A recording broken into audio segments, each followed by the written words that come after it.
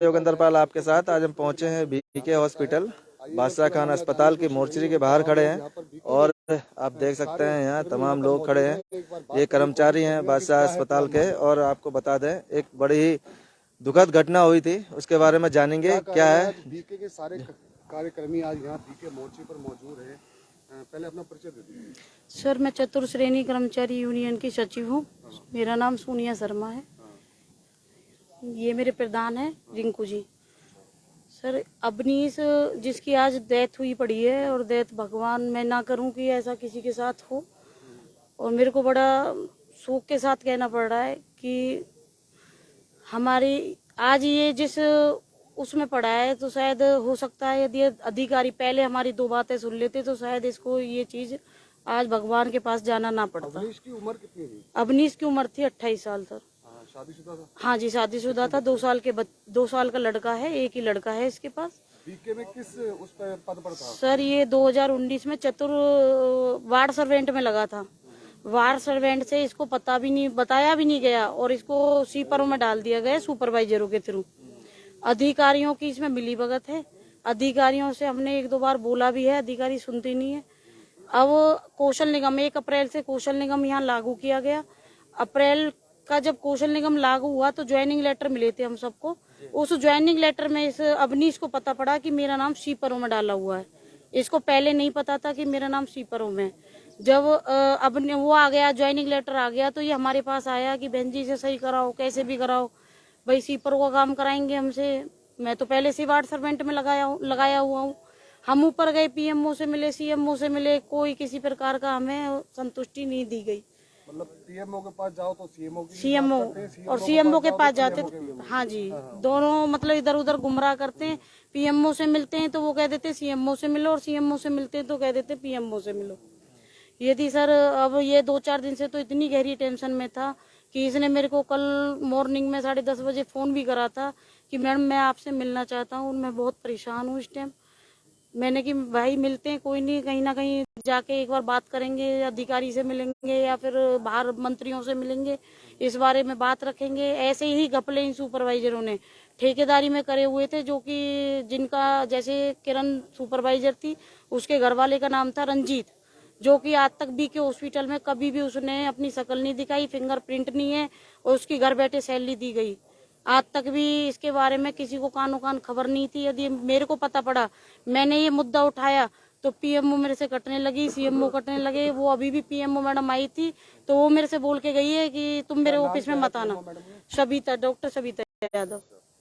हाँ, तो यहाँ सर ऐसे ही घपले काफी दिनों से होते आ रहे हैं, जिसका प्रूफ इस प्रकार है कि ये कोमल है, गजराज की वाइफ, जो कि आज तक बीके हॉस्पिटल में कभी भी इन्होंने ड्यूटी नहीं करी। तनख्वाह सैलरी जा रही है घर बैठे इतनी।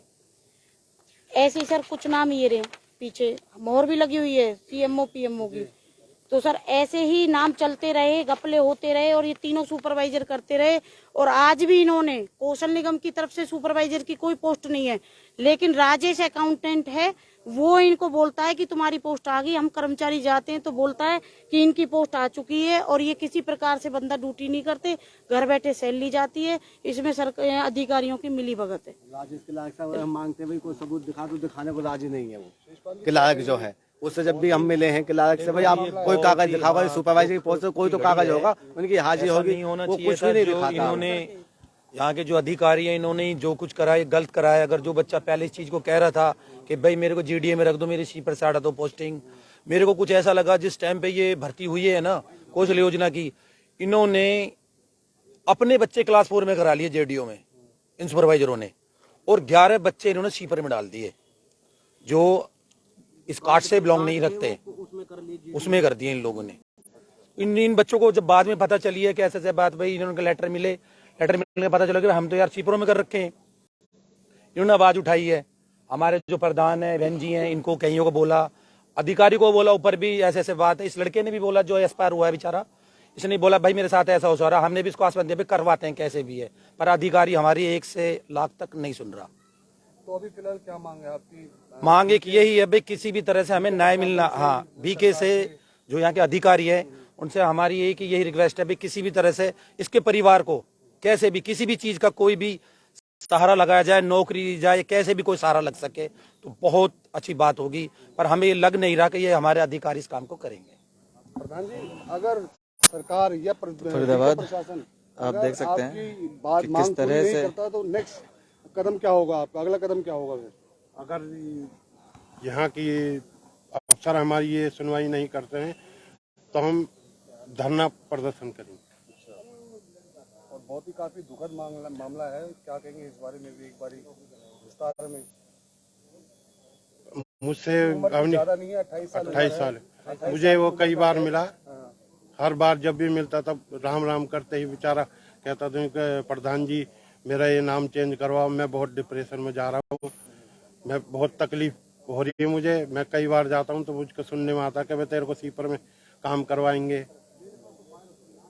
कई बार आते ही यही चीज उसके सामने आती थी कि भाई मैं इसमें से नाम हटवाया जाए। तो हमने कई बार विज्ञापन भी दिए पर इन अफसरों ने हमारी एक नहीं सुनी।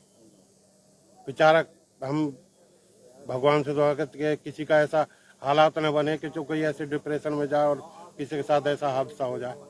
तो हम अफसर से यही मांग रखेंगे कि उसके किसी घर वाले को नौकरी दी जाए और ऐसा कोई आश्वासन दिया जाए कि हाँ भाई तुम्हारी नौकरी मिल जाए, या उसके वाइफ को या किसी।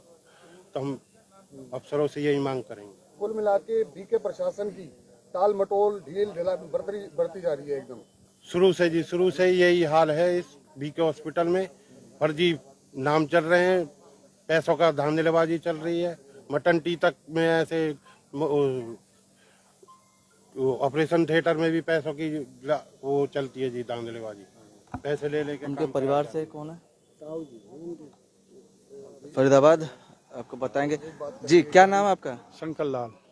जी, आप क्या कहना चाहेंगे? ये ऐसे जो दुखद घटना हुई है, क्या कहेंगे इसके बारे में?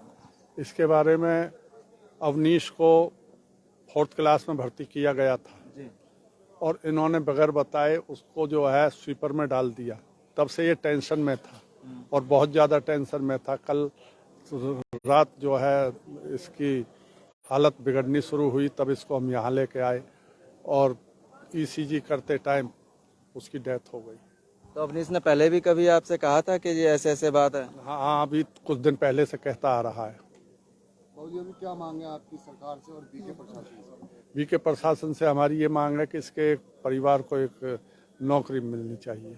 किसी को भी नौकरी मिलनी चाहिए परिवार में। हाँ, क्योंकि उसके बच्चे भी हैं। बच्चा एक है, एक बच्चा है। तो फरीदाबाद छोटा है। परिवार मांग कर रहा है कि उसे न्याय मिले ताकि उसके परिवार का जो पालन पोषण है वो हो सके।